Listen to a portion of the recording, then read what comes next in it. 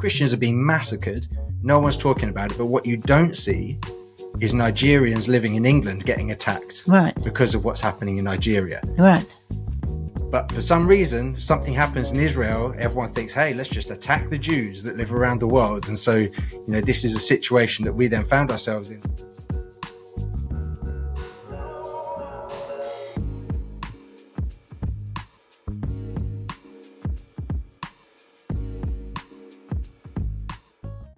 Hi, everyone. So this week's episode is going to be a bit different.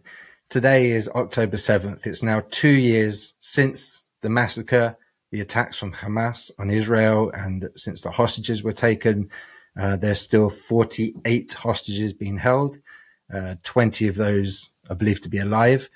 And we wanted to just take this episode to reflect back on the last couple of years, what has been happening and what we've been doing. And maybe talk a bit about where we are. I know October 7th changed a lot for a lot of people, including us, in terms of how we as a charity have operated, the things we have focused on. So it's been a lot of change for a lot of people. But for us, it was a necessary change that we felt we had to make. So looking back on October 7th, 2 years ago now, what are your initial thoughts? Well, I think how did it unfold even that day for you? I think it's not only changed what we do, but it's changed who we are. Yeah. Definitely. I don't remember a lot of the details of initially hearing, except I think a red alert on our phone was going off, and we had friends messaging us. But I know what my initial thought was, and that's what, let's pack our bags, get out here, and let's go. And we didn't really have any other thought than we've got to get out there. Wasn't even so much, was it in obedience to the word of God? It was where our hearts wanted to take us. But then we had a bit of restraint and thought, if we go dashing out there, and there are many people wanting to leave, so planes are getting full and probably relatives wanting to get out there. So we thought, so we waited. Not sure how long we waited for, a month? No, it was less than a month. Less than a month. But yeah, I know that day with Red Alert, sometimes it's not unusual for people that don't realize it. It's not unusual for rockets to be fired at Israel. And for the most part, though, it's just, a few rockets here or there. And a Red Alert, by the way, for those who don't know, is something we have on our phones. And we sign up to this Red Alert, and it will tell us when rockets are heading towards Israel. So, when Daniela, my daughter, was out there, you could even tell her when the rocket was heading her way. Well, I had a system that warns you even before Red Alert, so which I don't think she has. But yeah, I mean, so October 7th, it was obvious this day was a bit different from most of the others because you had hundreds of rockets being fired at Israel. It was very intense. And then we had a lot of friends on the ground messaging about what they were hearing, what they were seeing on the ground, and we're on some platforms where, as things were happening, pictures and videos have been sent through basically as they were happening. So it became very obvious very quickly that something slightly outside of the normal random rockets being fired at Israel was going on. And yeah, as we are, or as our mindset has been over the years, if something is happening, that's happening to friends of ours, people that we know, our initial response is we have to go. And like you said, we had to hold some self-restraint because if we'd have gone straight away, we would have been taking up bomb shelter space from other people. I must admit, I thought, what are they doing? And then I thought they were going to head for Jerusalem, is what I thought. That was their goal. And then I thought, this can't be end times battle, end times flooding of the Jewish people, because I thought there's some things that haven't happened. So I pulled myself back from that frame of mind quite quickly. Yeah, although we had friends in Israel that wondered, is this the end? Yeah. Should we be looking to flee to the mountains, as people know the Bible talks about that eventually happening? So that wasn't an unusual mindset or thought for even some people we know that were living in Israel at the time. I don't think I thought for 1 second that it was as bad as it was. I thought these are people invading for war. they're becoming the IDF will be against them. I don't think I had the slightest concept at that time of the utter horror. I don't think anybody could have thought about the utter horror that was taking place. Yeah. Or that 2 years on, we would still be dealing with this. Yeah.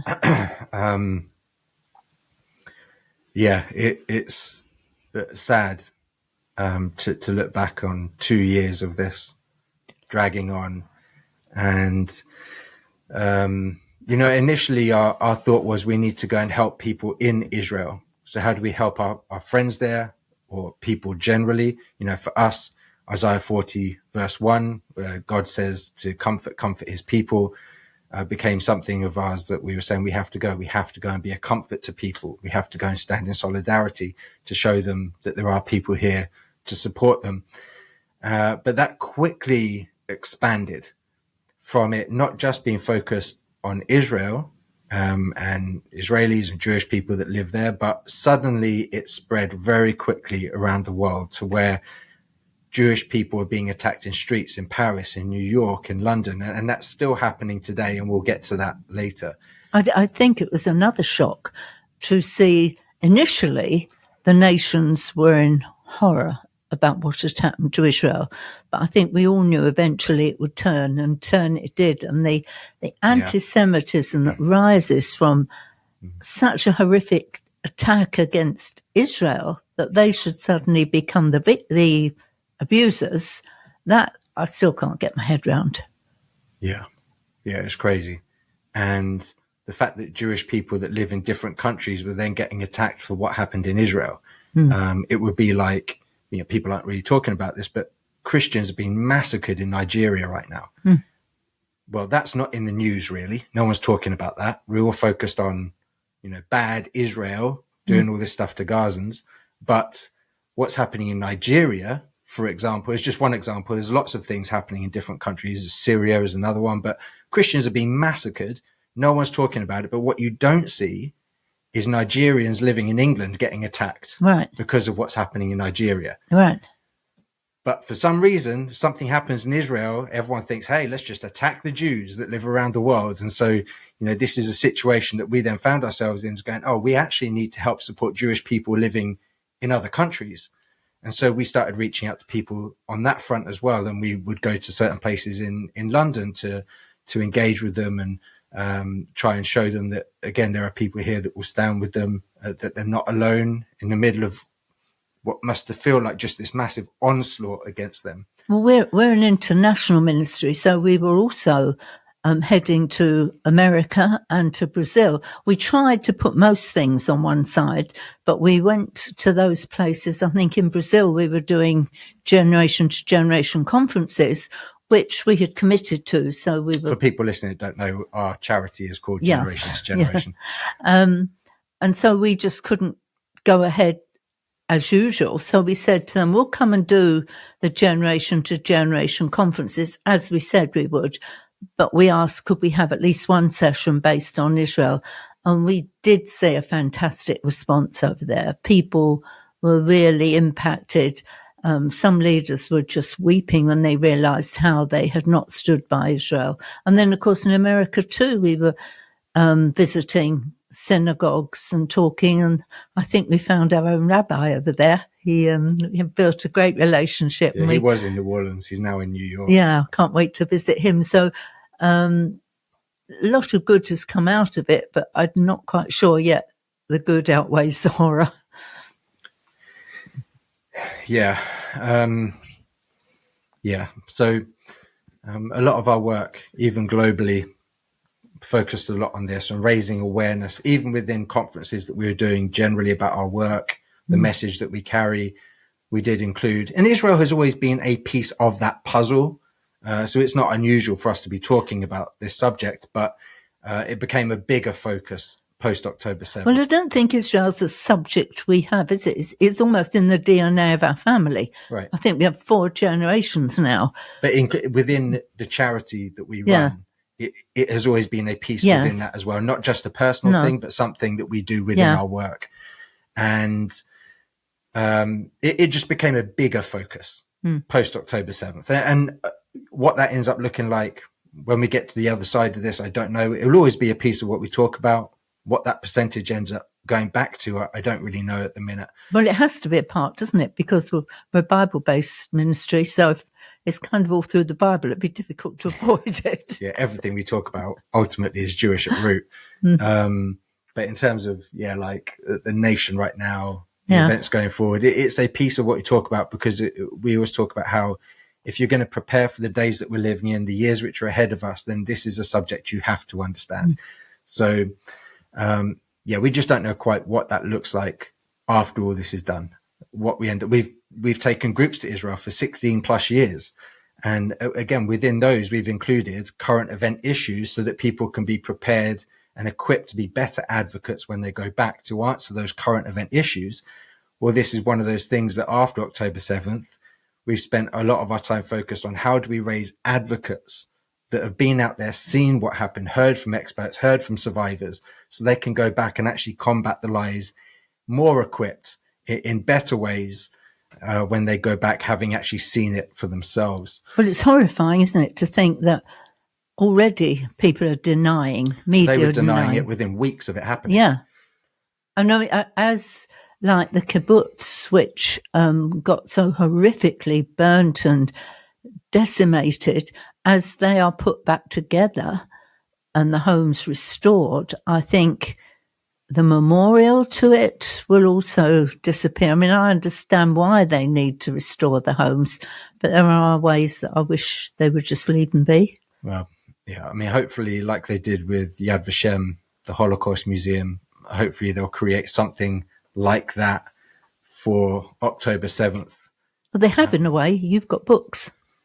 Yes, it's a bit different though. No, it is. It's a bit different. We need somewhere we can actually go and see these things, and whether that's in multiple locations, a bit like we'll show you a couple of places in these books that are powerful for us.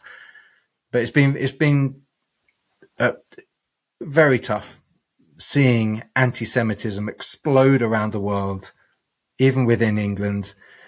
Even just a few days ago, there was an attack on a synagogue in Manchester. Just to go, this is going to the point of this attacking Jews around the world, where a guy used his car to ram into the area of the synagogue and stab people, and 2 people were killed in that whole situation.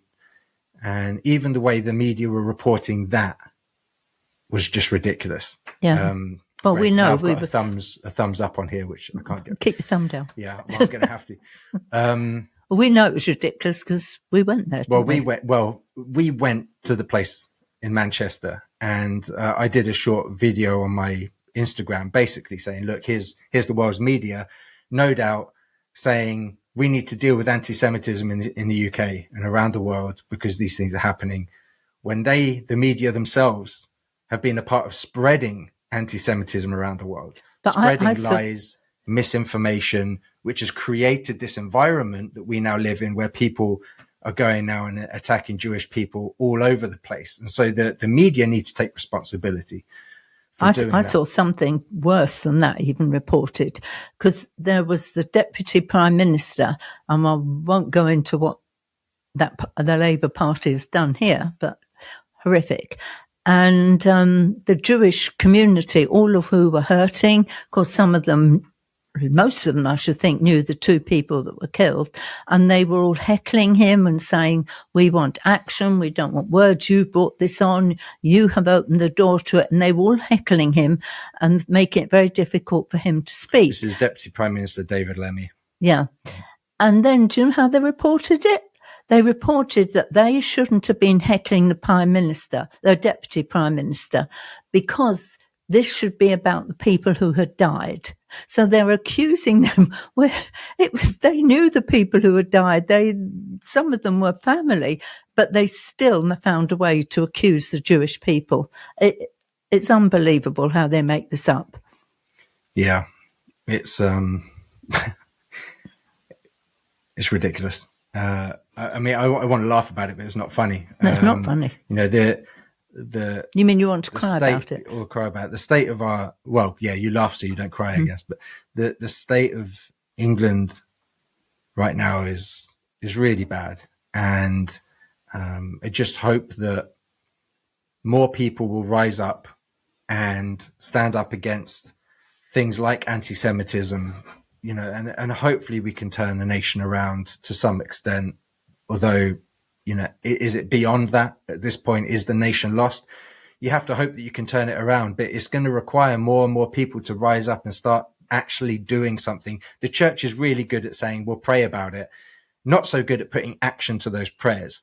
And it's one of the things that we're very strong on as a charity. When we speak at places, if they are doing like something, if they're praying about something, we say, well, what action are you then going to put behind those prayers? And the church in England, around the world, but obviously we're in England at the minute, it needs to rise up and actually start doing something to try and help come alongside the Jewish community within the United Kingdom, but also for those that don't believe in replacement theology or fulfillment theology and all these things, that they start rising up as well and start speaking truth into the church, not even just into the world, into England and British society and the culture at large. Well, even if they do believe in replacement theology or that their theology is completely wrong, they can still see hurting people and reach out to them. You would think. Yeah, I had... but they don't. I had a message this morning from... When it comes to Jewish people anyway, yeah. Or when it comes to Israel. I look for people on social media, especially if they're Jewish and they comment on something or they put an emoji on something. And I've made several connections that way. And it is so quick for them to start unburdening their hearts. And I had a message from one this morning, and she said, I'm so afraid to leave the house. I'm afraid to go anywhere. And my action was, I said to her, I will come. Do you want me to come? I will come up. And I would have gone to London and found her and had a coffee with her and been with her as she left the house, and have done that with other people. I think it is simple. It is simple to reach out to them. Can I tell a couple of stories? Is this okay, Tom? I have to do as I'm told in here, right? Okay. We don't have an agenda. So here's a couple of stories. I was in Israel, although this can be translated anywhere. Are these related Jewish to people?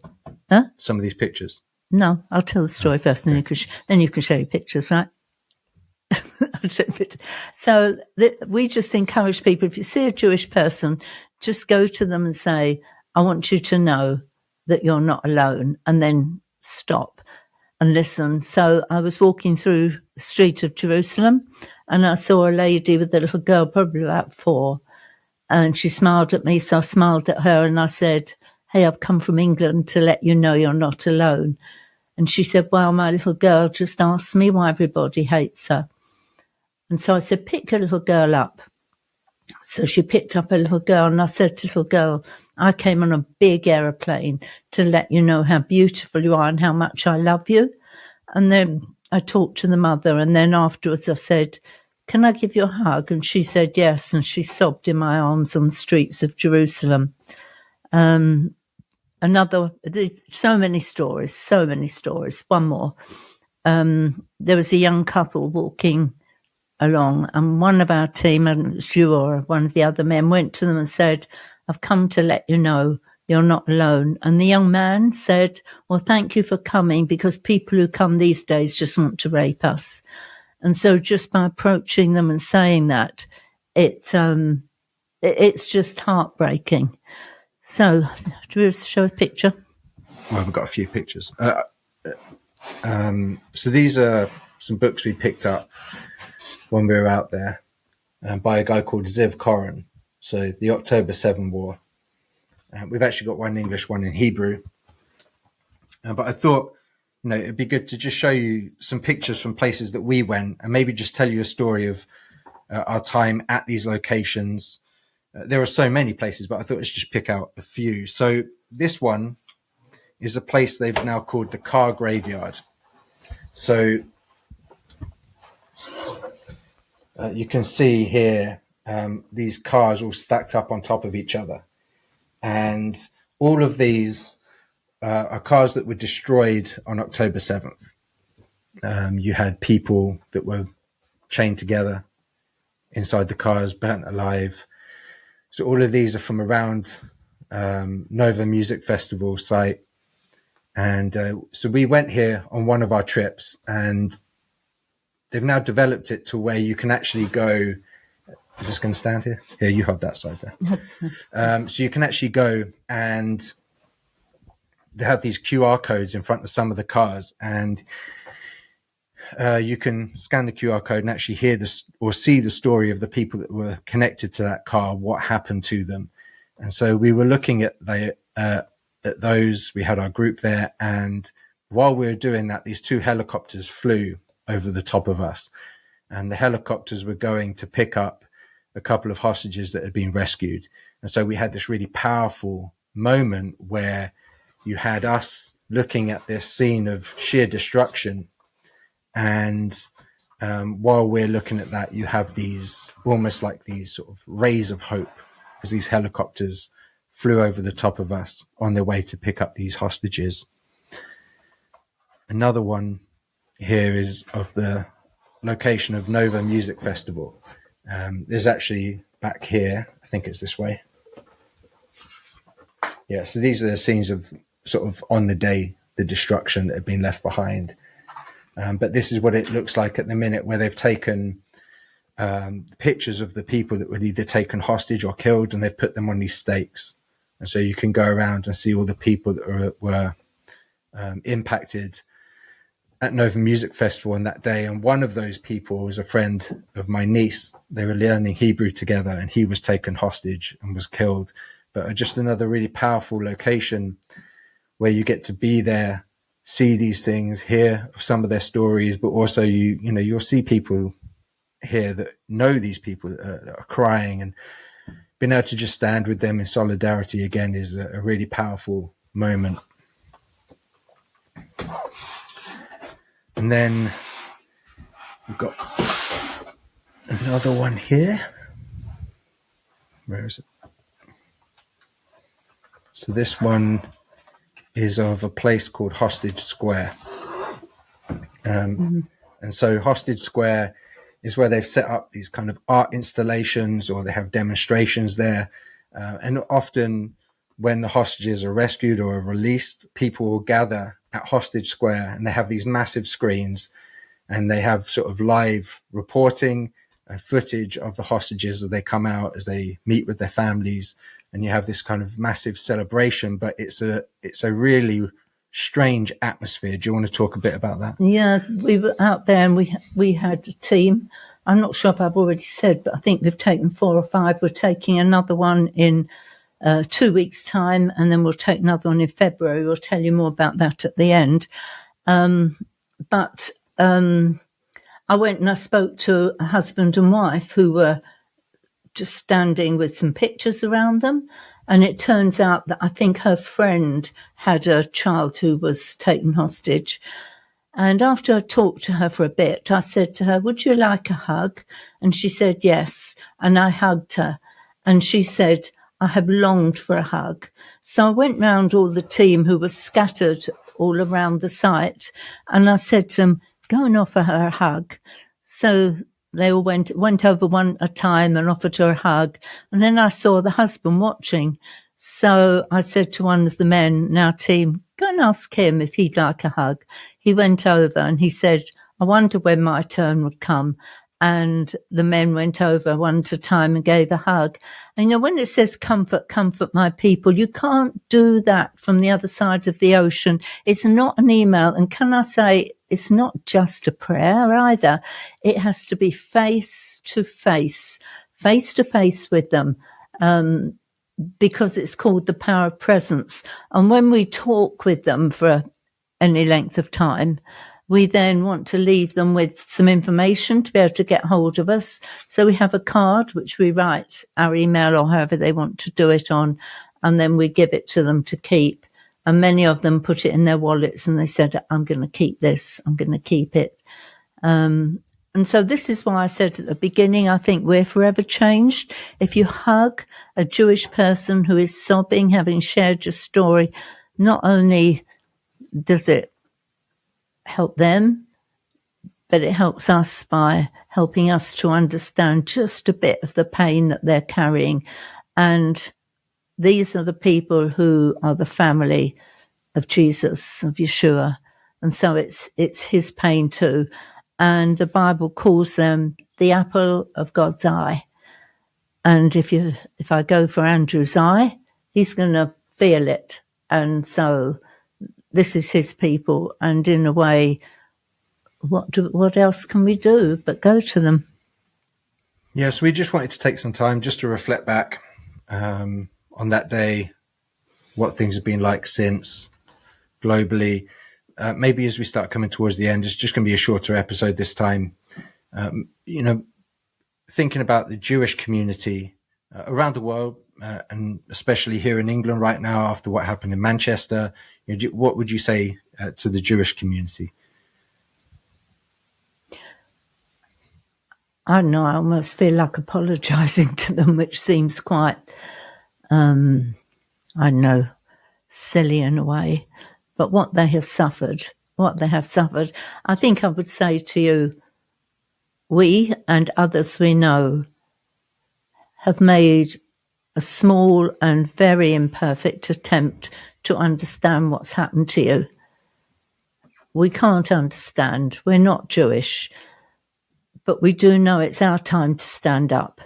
This is our time to stand with you. This is why Andrew and I wear these for the hostage and the Star of David, because we want to make a stand and show people we're not afraid to wear it. You may be, and that's understandable, but hey, we'll wear this for you. And we also want you to see us. And we've had Jewish people approach us because they see this. And so personally, as a ministry and friends and people have come with us out to Israel, we're doing what we can to make a stand. And I said this on one of my other podcasts, and somebody actually did it, and I'm very grateful. But if you feel alone, if you want help, if you need to talk to someone, message us. Details will be on the bottom. We've had somebody do that already, and we ended up talking, I hope in some way being able to help her, but we really, really mean it. Message us, and we will contact you, and we will communicate with you in whichever way is going to be helpful to you. So we're here inadequately, but we're not going to stop. We're not going to sit down, and we will carry on coming out to Israel, and we will bring people with us. Do you want to talk about that? We're going to keep bringing trips. We call them solidarity and serve trips, where they go and see the places of October 7th, hear about the war since, and hear from experts and survivors. And then we go out to places and we volunteer, actually help put boots on the ground and go to places of need. And so we'll keep doing those. We've got one in a couple of weeks. We've got another one in February, probably another in July next year. So we'll keep doing them for as long as we can get people to come. And we just want to do what we can to support you, both Jewish and Israelis in Israel, but also Jewish people around the world. So we're going to keep doing what we can. And we'll put a link to those on the bottom below, won't we? We'll put some information in the description box. So we're going to keep doing what we can. And to everyone else who's watching, please do more. Rise up. We can do more. Everyone can do more. Look at how you can be more supportive of the communities that you're in, the Jewish people around you, but also people in Israel. We're very good at helping people in need in other countries. You wouldn't debate helping. If we said, look, let's go to, pick a nation which is horrendous, where there's mass persecution of Christians, or, people being massacred in different places. For example, you could say Nigeria right now. If we said we need people to go and help in Nigeria, people wouldn't just go, well, yeah, but what about the government in Nigeria? Like, it has nothing to do with the government. There are people in need. People need help. So we should be able to do that for Israel. Israel is not exempt from having people that are in need at the minute. And so, let's just try and do more to help stand and support Jewish people around the world, but also people in Israel right now. We need to get back for Christians to being biblical. Yeah, and do come with us on one of our trips, do check them out.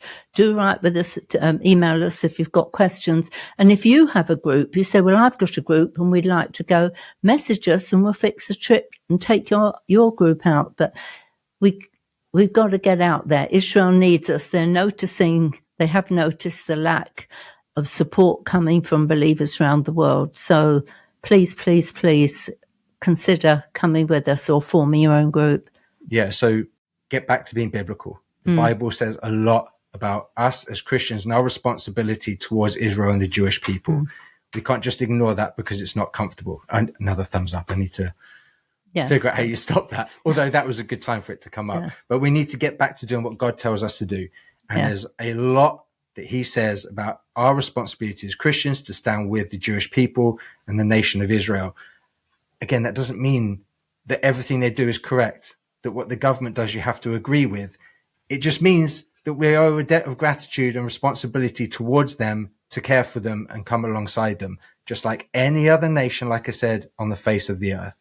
So, as we close, you want final thoughts? Final say is this: to anybody who's Jewish or Israeli, you're not alone. And to anybody who's hurting out there, who's not Jewish, not Israeli, you're not alone either. We're here for you. So, again, thank you to everyone who's watching. I know we've got a lot of new subscribers over the last few weeks. And thank you for coming on this journey with us. And, we hope that during these next few days and for the Jewish people or people in Israel, for people that have lost people, may their memory be a blessing. Yeah. Until next time, thank you. Thank you for listening to this episode.